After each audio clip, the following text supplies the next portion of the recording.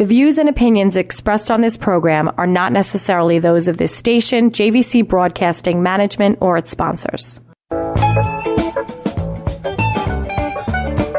And now, it's time for Radio Jobline with your host, Scott Possessor, right here on 103.9 LI News Radio.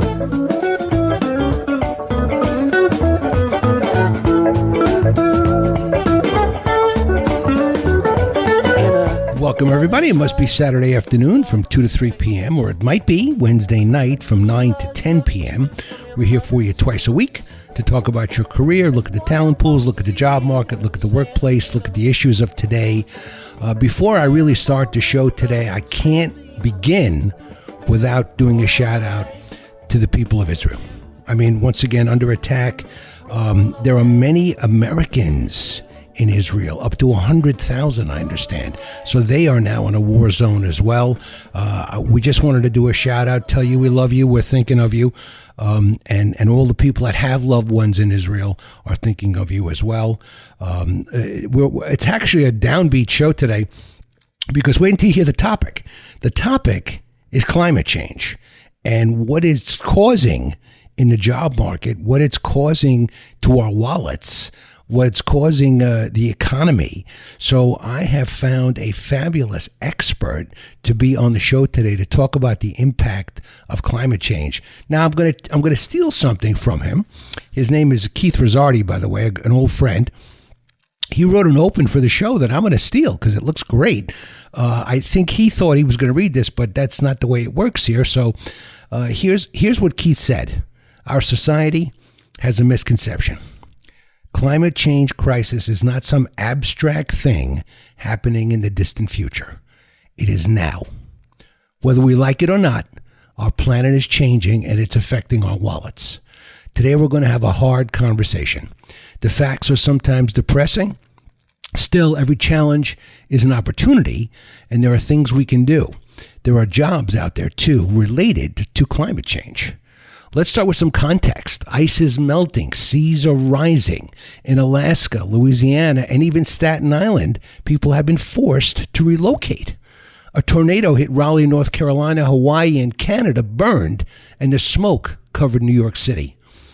In California and Florida, homeowners insurance has become absurdly expensive or unavailable.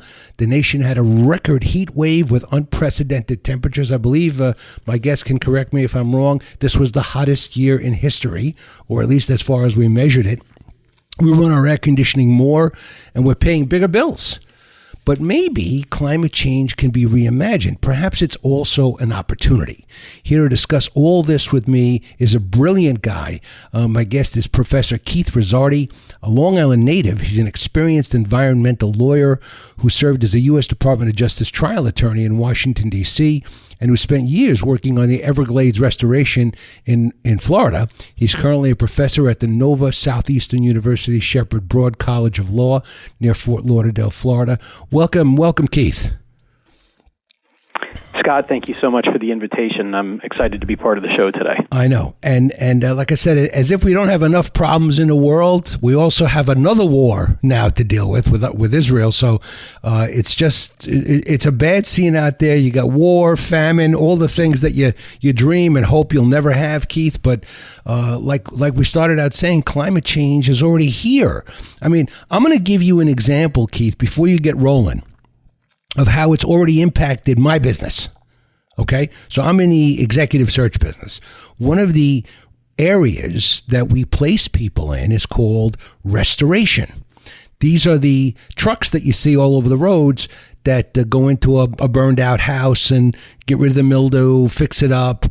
They come in when there's a hurricane and they clean out your house and make sure that it's okay to build on it again. And we never did much business in restoration until about 3 years ago. And all of a sudden, these restoration companies cannot find project managers. They cannot find salespeople.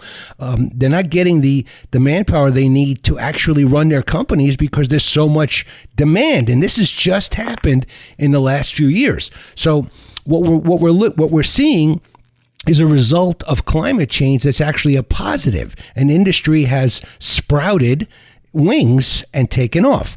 But at the same time, we have to look at what's really happening in the world and how it's going to look in the long-term future. So, Keith, should I call you Professor or can I call you Keith? Keith is just fine. Okay. So I've seen a lot of the stuff you did, some of your law, government, ethics things that you've done on LinkedIn. What do you think? Can climate change be an opportunity, or is it something we just should be shivering and worrying about? No, of course we shouldn't just be sitting back and wringing our hands. Look, the United States can choose to be a climate leader, and Florida, my home, can choose to be a climate leader, and New York can be a climate leader, and if we just sit back and wring our hands, nothing gets better, and if we just keep bickering over things, others will step up to lead. So I see the climate crisis as also an opportunity. This is a chance for people to showcase new skills, to develop new skills, to market those skills. Scott, at one point I was teaching and studying in the Netherlands, and the Dutch engineers are noteworthy water leaders. And they don't just sit back and wring their hands over the North Sea and the fact that their property is below sea level. They solve problems. They build infrastructure. They design things creatively, and then they market that expertise. And the consulate office for the Netherlands in Miami even hosts programs to promote the Dutch companies as water leaders so that they can get contracts and business in Florida. That's the kind of thinking that's ahead. Yeah. Let me do a little retrospective to give you some thoughts on where this started for me. I remember being in college, and without too much joking, that's about 400 years ago.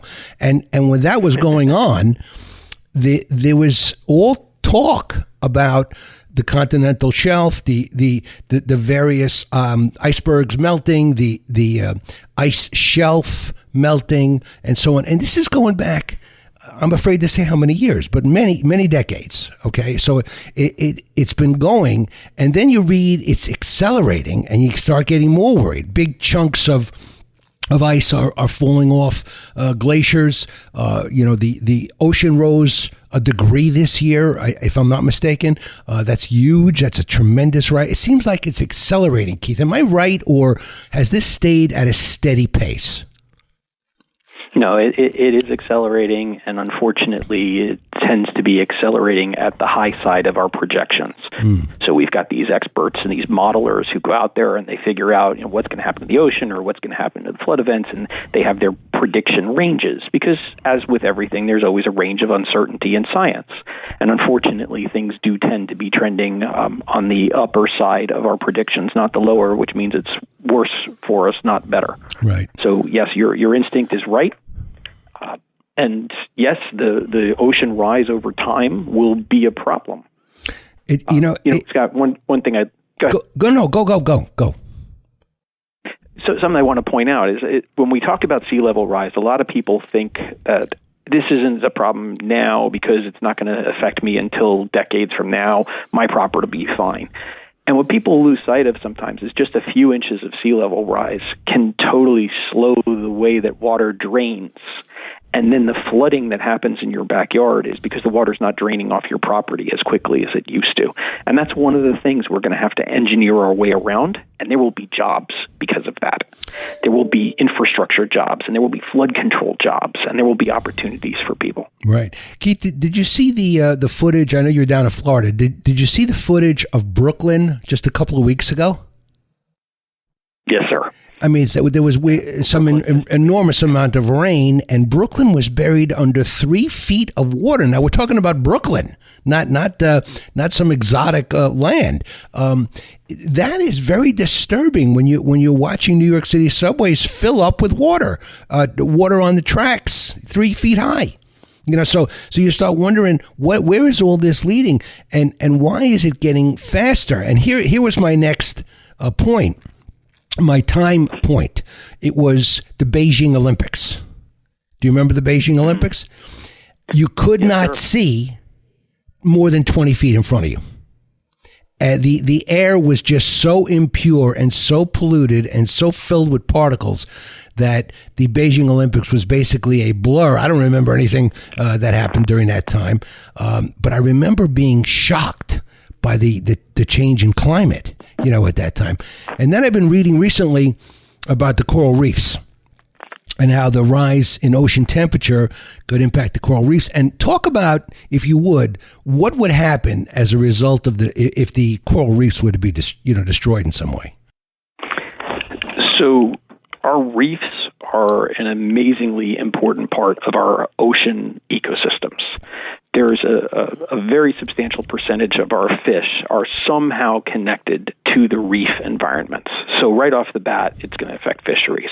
But even more significant than that for everyday folks living near the coast, those reefs absorb energy, and they absorb the waves, and they take some of the impact off our coastline. And if we lose our reefs, we can experience much more violent storm events on our coasts, to the point where the Department of Defense even has research programs to have conservation scientists funded to help us figure out how do we take care of those coral reefs and how do we get coral that can live in warmer water temperatures, because we need healthy reefs because they can protect our coastlines. And again, you've got nature and you've got jobs there. You also mentioned China. I had the chance to travel to China as well. And one of the things that happened when I was in Beijing was there was a weekend when they actually turned off the factories. And what was incredible, Scott, was how clear things got. So fast. The sunrise that day was beautiful. It is possible to reduce our emissions. Now, of course, China's got lots of factories and lots of coal factories, but it really taught me in a very visual way just how amazing the transition from coal-based and oil-based economy to a renewable-based energy economy could help us, and how much it would change those carbon emissions into the sky. And is Beijing a problem that we have to deal with on a global scale? Of course, and China and all its emissions, of course it's a major problem. But we also can't just sit back and say, well, we're not doing it because China's still emitting. Well, you know what? It's not just China. It's India. And it's also the United States. I mean, we are the three biggest atmospheric polluters that I know of. And I know in the United States, the administration passed some sort of a reduction act this year. I'm not familiar with the name of I can't think of the name of the policy, but didn't we pass a climate reduction act or something this year? The Inflation Reduction Act.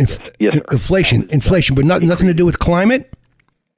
No, lots to do with climate. It was called the Inflation Reduction Act, but one of the targeted pieces of it was to create some investments into our economy, and to do things like giving some investment incentives for solar and for electric vehicles so that we can shift away from a gasoline economy. And in sparking the economy, it helped us tackle some of our economic problems. So it was a great bill for helping us move the climate problems forward. But one of the things I always talk about in this arena, Scott, is how it's important not just to look at this as a government issue. The government, they're definitely going to have jobs, and there will be jobs in flood control, and there will be jobs in water supply, and there will be public utilities jobs because the water system will need to be upgraded, and there's going to be here's a good one, we're going to need urban shade experts with the government who are going to come in and help us cool down our cities and figure out ways to make our city environments more livable. How do we do that? We plant more trees. So we're going to have government jobs doing this. In Miami, we're hiring resilience officers. In Arizona, they're hiring heat experts. But we can't trap ourselves into thinking about this as just a government issue, because the climate problem goes so much further. Right. Well, just like I mentioned, the restoration industry, burgeoning and hiring so many people and so on, I'm sure many industries are going to be positively impacted, but many are going to be negatively. And you know what I worry about also, Keith, is the people that live on coastlines. So, like, for example, I'm a Long Islander. I live on Long Island. You did too. You were a Long Islander too. And you always say a few inches of rise, could cause something like that to have a serious impact on a coastal region.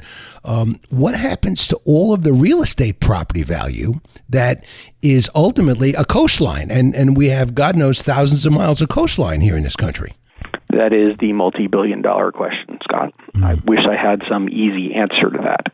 And we're going to be dealing with some really challenging problems with some of those coasts over the course of 30, 50 years. And in fact, even in Florida, we've already had litigation over communities that were right on the coast that were experiencing frequent storms, and where the government said, we can't afford to keep rebuilding the road that leads to this community's homes. which then begs the question of how do you get to your house? Right. What happens if the government stops funding the road? And the answer to these questions can't just be, well, the government's going to cut a check, because if that is the only answer we come up with, then those are going to be some awfully expensive checks being cut for every coastal property along the entire U.S. Yeah, I don't see that happening. We're in so much debt right now. They can't even count how much debt we're in. I don't know how much more money we can print to start investing in the right things. The renewable energy and the protections that the country needs. But keep telling us, Keith, what has to get done. So let's take that one in my home court and talk about the legal arena. And what do we do with this problem of coastal properties, right? Over time, if we do this well, when the property ages, rather than rebuild the property in exactly the same spot, maybe you do a transfer of development rights. And there will be really interesting jobs for lawyers working on things like property and abandonment and transfer of development rights. And then in some cases, we're going to have much quirkier issues. Like, what's the tort liability for somebody who built a piece of property or advised a person to build a piece of property in a really dumb place? Mm-hmm. Does the architect bear any responsibility? The engineer bear any responsibility? And I talk about these things in my classrooms with the students, because the climate crisis is going to bring changes, and they're going to cause disputes. And, for lawyers, disputes are a good thing. Right. But for everybody else, that's not necessarily the case. So then somebody else is going to be coming along to help us solve those problems. And one of the biggest ones is we got to plan for them. We've got to open our eyes to the problem. We've got to see, and there are jobs there. There are jobs in planning. There are jobs in environmental engineering. There are jobs in sustainable engineering, and doing things with that mindset ahead of time rather than waiting for the problem to come to you will be a big part of the arena. So just taking law for a moment, if you were a person about to go to law school, or already in law school but thinking about what you want to specialize in, maybe environmental law is one of the hot areas, because you just said all the disputes that are going to be happening, and it's nice to get in on something sort of on the ground floor. So every nugget we drop in this conversation, Keith, is directly impacts the workforce. For sure. And training in environmental law for a law student is a good thing. But I'm going to say that kind of training can happen for everybody in every profession. There are new kinds of professional training that are emerging for people to learn about sustainable thinking. There's an organization I've been working with for a bunch of years called the Association of Climate Change Officers, and they offer a certification program that gives people training in things like the changes to the labor market, the changes that are coming because of climate change, how to deal with some of the finance issues that come with climate change, the risk management issues. The U.S. Green Building Council is also another one that has programs in sustainability, how to build a building that's more sustainable, that's safer, that's smarter, that's prepared for the coming climate arena. And there are certifications, and people who get those certifications are going to be the sophisticated thinkers. They're going to have those entrepreneurial skills, and they're going to be the ones in the workplace that have an advantage as we continue to grapple with the climate crisis. Okay, so the crisis is here. It's severe. It's already severe. It's going to get worse as it goes on. It's going to accelerate because it's already accelerating. And in the remainder of the show, I want to talk about sustainable energy, renewable energy, all the things that can be done, so people have hope that we're not going to wind up like that movie, where the ocean freezes right outside the city. And I can't think of the name of the movie. Tomorrow, something, Edge of Tomorrow or something like that. Dennis Quaid is in the movie. But it's a real nightmare. When you see the acceleration of these things happening in real time, and people making statements like, okay, well, the ocean rose a degree this year. Well, okay, to a non-educated person, that doesn't mean anything. But to a geologist or an earth science person or a meteorologist or an environmental lawyer, that's a huge increase. It's a tremendous increase. And when the day after tomorrow comes, I think the key is that we need to be ready. And we need to have a workforce that's trained for this and that's adapting to this, because some of this is going to happen. Some of these flood events are going to happen. Some of the fire events are going to happen, and they are going to happen with increasing frequency. I can't sugarcoat that. Mm-hmm. What I can say is we're capable of building safer homes and designing them better. We're capable of not building in dumb places and choosing our communities better. We're capable of coming up with better systems and making better, smarter decisions, and we need to get the finance system on board with this. We need to get the insurance system on board with this. And that's the part of the skill set that needs to be trained across the board, and that's where groups like the Association of Climate Change Officers or whoever else you want to pick can really make a difference in terms of giving people that skill set. All right, let's hang in. Let's put a bookmark right there. You listen to Radio Jobline with Scott Possessor. Perhaps one of the most interesting topics we have ever talked about here on this radio show is the impact of climate change on the workforce. It's huge. It's going to get, and it's already big, and it's going to get bigger. If you have an idea for Radio Jobline and would like to be on the show, you can write to me, scottp118@gmail.com. scottp118@gmail.com. Happy to have you on. Also, connect with me on LinkedIn because we post all of the Radio Joblines on my LinkedIn account.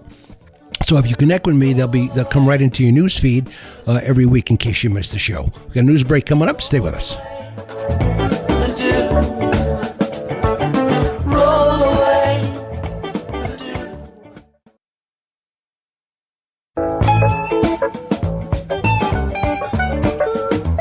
And now, welcome back to Radio Jobline with your host, Scott Possessor, right here on LI News Radio.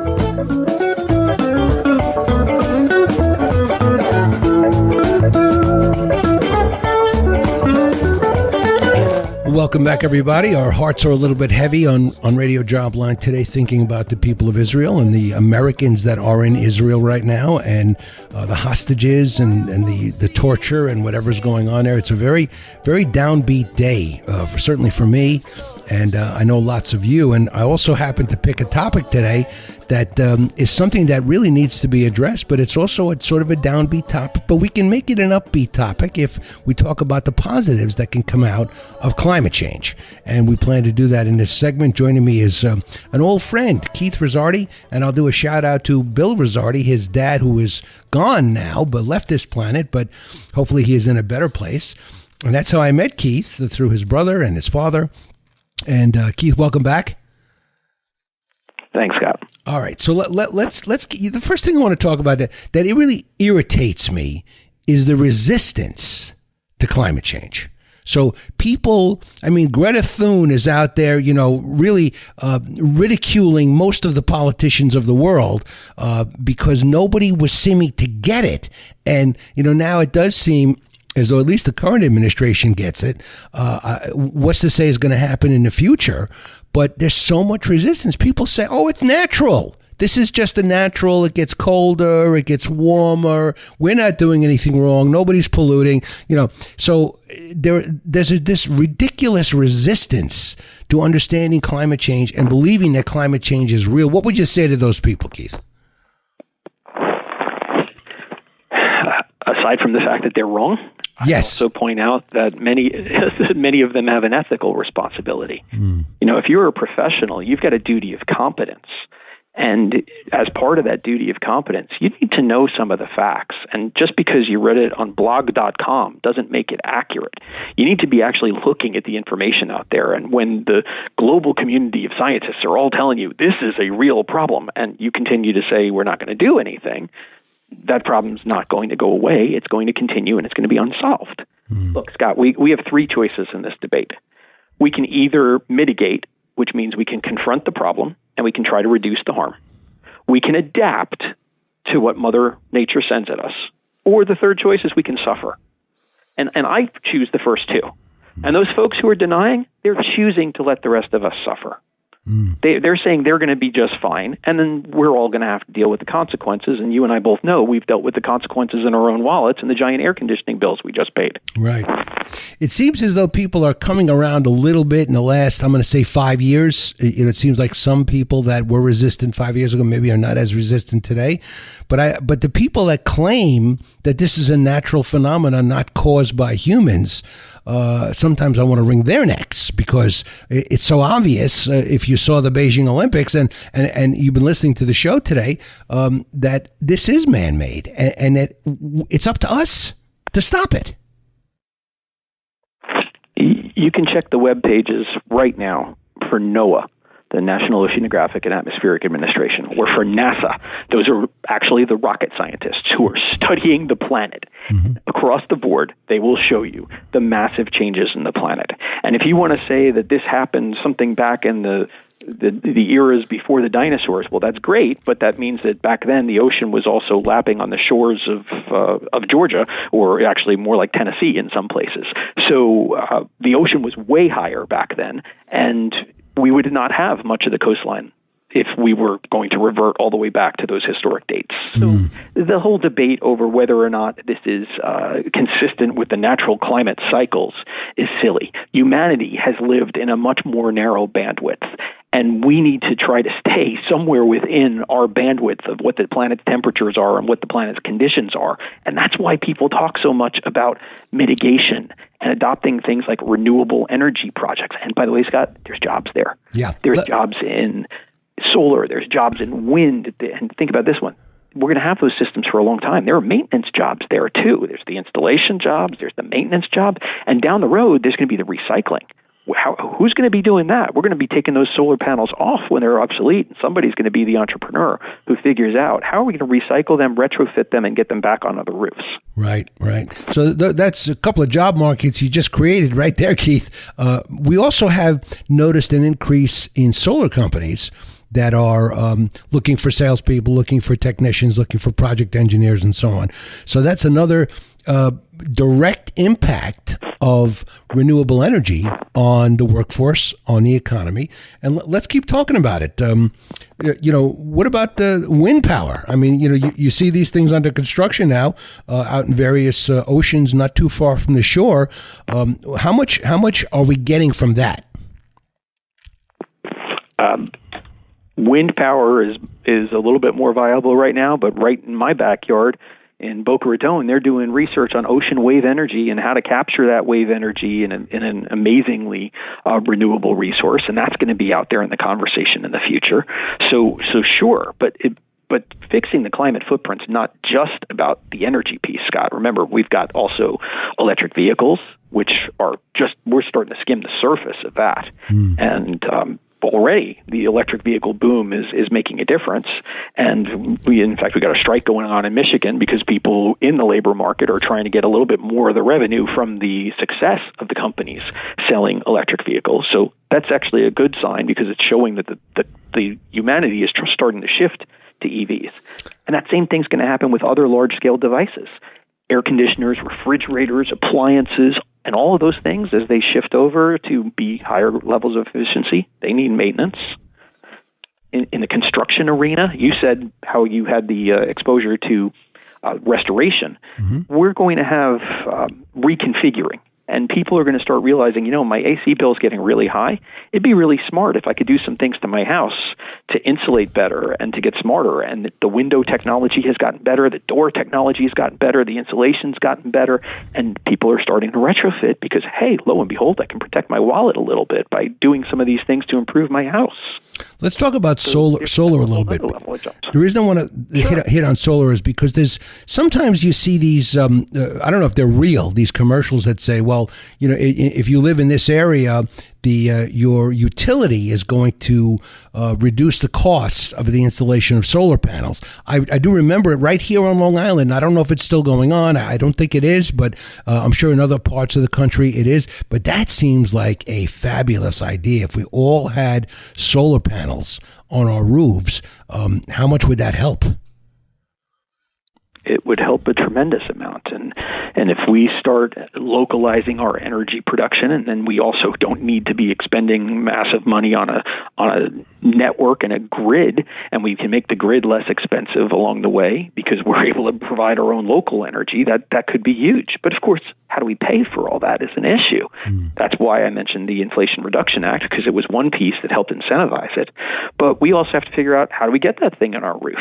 There are companies out there right now that are offering to lease your roof and they'll put the solar cells on your roof, and they'll help you reduce your energy bill. And then the excess energy that they generate on your roof, they get to sell and they get to make some money on. Well, that sounds like a brilliant idea. I haven't seen that here. I haven't seen that here in New York. Yep, that one I had exposure to in D.C., in Washington, D.C. when I was there. There's a company down here in Florida, Y-Green, which is energy spelled backward, right. And they are offering programs where they'll help finance you using your tax portfolio and equity in the house to be able to pay for your solar cells, and they basically are fronting your money with then you making payments over time, and it's built into your mortgage. And there are opportunities for people to get those solar systems on their roof. And by the way, I have one, and it's saving me a substantial chunk of change every month on my energy bills. Yeah. Let's talk about the 400-pound gorilla we haven't touched yet, Keith, which is these oil companies. If you look at the oil companies of today and the profits that they're posting, they're very easy to see, all public companies. They're making more money than ever. More money than ever. And we are trying to transition away from fossil fuels, and yet a good portion of the United States of America and many other countries are saying, well, we're not so fast. You know, where our coal is very cheap, and you know all the traditional methods. We have enough oil to last us for the next 50 years, whatever. I don't know if any of that is true, but what is stopping this transition? Why are we getting so much resistance? And how can we let these oil companies get away with charging so much and making so much money? The oil companies have been making a lot of money for a lot of years, Scott, and they're not going to go away tomorrow. This is going to have to be a steady transition away, and there is a dissonance. You're right. We are actually still investing more into subsidizing of the oil industry than we are into the subsidies for the solar industry. So when you think about that, if we're really trying to make the transition, eventually we're going to have to reduce the subsidies on oil, and we're going to have to make it more expensive to buy oil and to use oil and to extract oil. And by the way, if we make those decisions, we might actually get that cleaner air and those cleaner skies. That would be better for all of us over the long run. I was thinking if more cars were electric and the pollution was less, and you were getting better mileage out of your car and not paying for as much gas, that should be enough incentive right there. But I just feel like lurking over all of that is this big, giant, mean, nasty oil company, that's saying, no, we're not going to do that. We're not going to let you do that. I feel like they're very powerful, Keith, and I feel like as an individual, powerless against them. Well, one of the things you can do to demonstrate your power is you can buy yourself an EV. And then you don't have to fill up at the gas tank, and then you're telling the oil company, no, not today. And as the economies of scale improve, and as the production of those EVs improves, you're going to see people help us shift away from that oil-based economy. And, even the investment community can help us with this. And one of the things that's also coming out is we think about these big giant companies is, as you mentioned, the oil companies, they have to expose their finances. Well, something else that they should be exposing is their contribution to the problem. And the Securities and Exchange Commission now has investment rules in place for climate disclosures. So you can get more information about the pollution responsibility of a company and the greenhouse gas responsibility of a company, and then you can hold them accountable. But taking this back to the jobs point, Scott, there are jobs in investing with people who are doing the analysis of these companies and that are looking at things like their environmental contributions to the problems and the solutions, and what's their pollution portfolio look like, and what's their greenhouse gas portfolio look like, and what's their risk portfolio look like. Because if you're a company that's engaged in these activities, you can have some risks.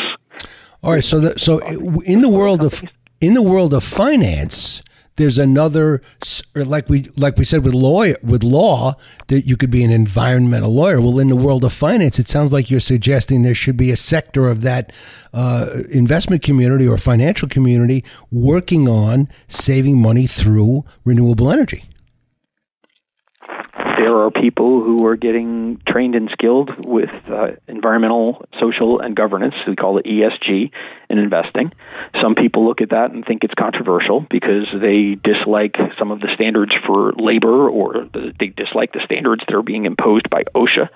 But the basic concept of ESG investing is that we're paying attention to the corporate activities, not just how much cash it generates, but what its social consequences are. And there are issues with the social governance that get raised, and people will debate over which things should or should not be considered.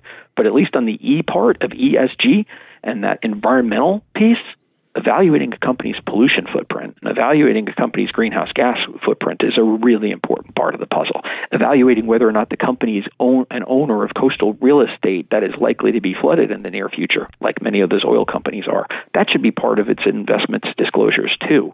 So the folks who have the understanding of these issues are really going to be contributing to helping us adapt to and shift away from that oil economy and moving over to a more sustainable one that reduces our climate footprint. One of the things that I think has to happen here, Keith, is I think we need a bigger buy-in from media. I don't think the media is covering the climate change activism that's going on in our country to the degree that it should. We're so busy looking at what this politician said or that politician said, or what, some of the war, similar things that are going on with war and famine in the world. We're so preoccupied with all of that the media doesn't report on this. I want, on the local news, I want to see on the 6 o'clock news, this politician said that, and this fire happened here, and today in the world of climate change, this is what happened. I think if we had more buy-in from the media, we'd have more public support that would then drive the economy and drive this financial sector we were just talking about. That's a great point, Scott. And the disinformation that's out there is part of the problem. And another part of the problem is that psychologically, we all don't want to grapple with these hard issues sometimes. And it's easier just to forget about them and to move on to the next thing. But the problem with taking that approach is the problem comes back. We could have learned the lesson a number of years ago. We could have learned the lesson when Superstorm Sandy clobbered New York. And in fact, many families did learn the lesson. Staten Island, people on the coastline ended up relocating. There were entire communities where you had your choice. You could either elevate your house or you could relocate. So we've learned that these issues are very real and they're affecting us. The question is, will we continue to change our behavior, or will we just go back to the same old thing? And you're right. We have to tackle the information, and that's part of why I'm still in the classroom teaching this stuff on a regular basis. And the other thing is, I don't even want to really get into this, but social media is horrible. On this subject, you just can't even go on any of the platforms. Facebook, name the platform. There just is no respect for this gigantic issue, and there's more haters and more deniers than there should be. I'm talking about regular media. I want to see this on the national cable networks, MSNBC, CNBC, Fox. I want everybody to have a climate section of their news broadcast. What happened in the world of climate change today? And I think that would just go so far in accelerating the conversion we need to make. I agree, and I commend you for doing your part in that discussion. And I think part of the challenge is that humanity wants to turn off the TV when the bad news keeps coming. So one of the other pieces that needs to happen, if you want that greater coverage, is we also need to tell some of the good stories. We need to tell stories like about Babcock Ranch and this community in Florida where they've designed the homes to be safer, and they've created better flood control systems, and they've got a solar farm in their backyard, and they've got a small agricultural operation in their backyard. And there's an entire community that was thought through in a sustainable way, that was built in a sustainable way, and that when the big storm did come and hammered the Fort Myers community, Babcock Ranch came through almost unscathed. That is a great story. There are good stories out there. Yeah, great story. But where is the media coverage?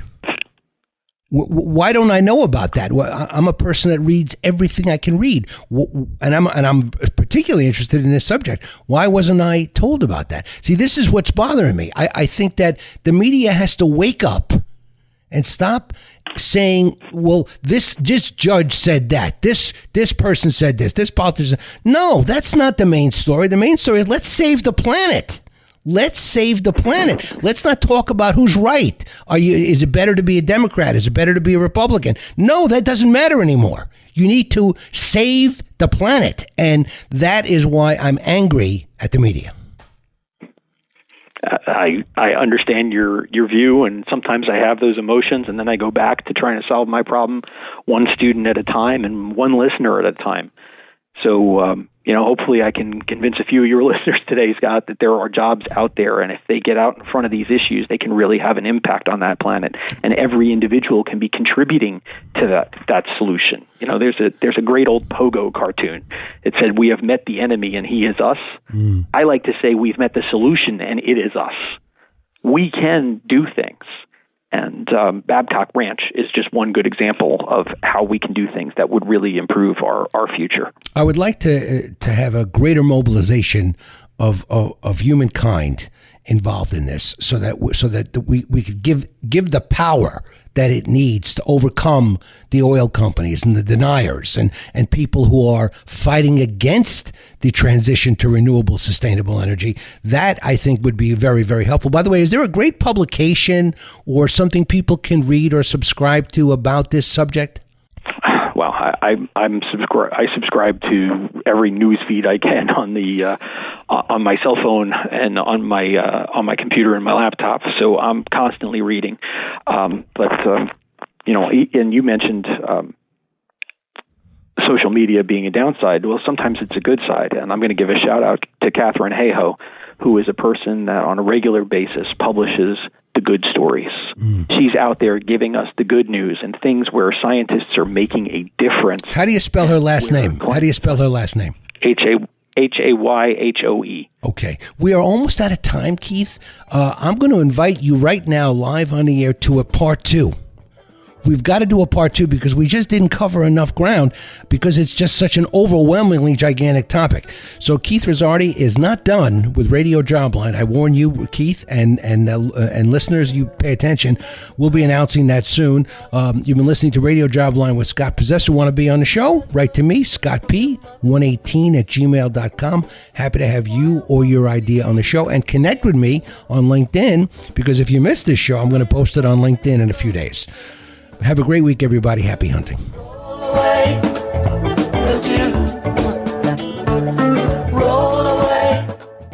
Views and opinions expressed on this program are not necessarily those of this station, JVC Broadcasting Management, or its sponsors.